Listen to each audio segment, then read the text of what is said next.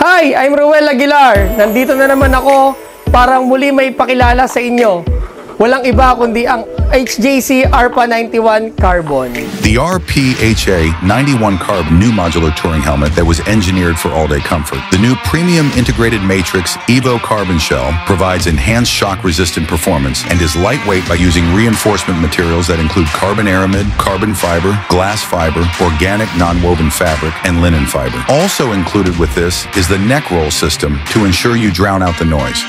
For convenience, the EPS design accommodates riders with eyewear. Siyempre, hawak na natin ang ating bida. Pag tinanggal ko to, nakaganda kamay ko. Siyempre, ngayon ipapakilala natin ang ating bida sa oras na ito. Ang hawak ko ngayon ang ARPA 91 Carbon. Ayan, si Nuela MC5. Pakilala natin, ligyan natin ng konting montage. ARPA 91 Nuela MC5 is modular type ng ating HJC. One of the ARPA series. Meron siyang inclusion na anti-fog. Tapos, dual visor. Ayan, pakita natin yung switch ng dual visor. Ayan, napakabisa. Dito sa ating ARPA 91, naka-emboss na yung brand ng HJC. Tapos, yung mga air ventilation niya, meron na rin sa likod, in and out.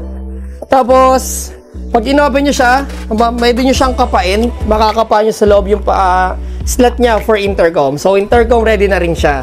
Ang kinagandaan dito guys, syempre tatak HJC, makapal lang mga foam, naka-memory foam guys, panalo. Ang kanyang SRP lang guys is 42,190. Yan, sabali sa mga mode of payment nito, available tayo for installment via home credit, Salmon, Yumi, at ang ating mga mode of payments na pwede dito, cash, GCash, bank transfer, or debit card and credit card. Available ito sa lahat ng branches ng Ride Safe Moto Bacoor, Imus, Kawit, Taytay, at Muntinlupa. Pulled up, made my appearance.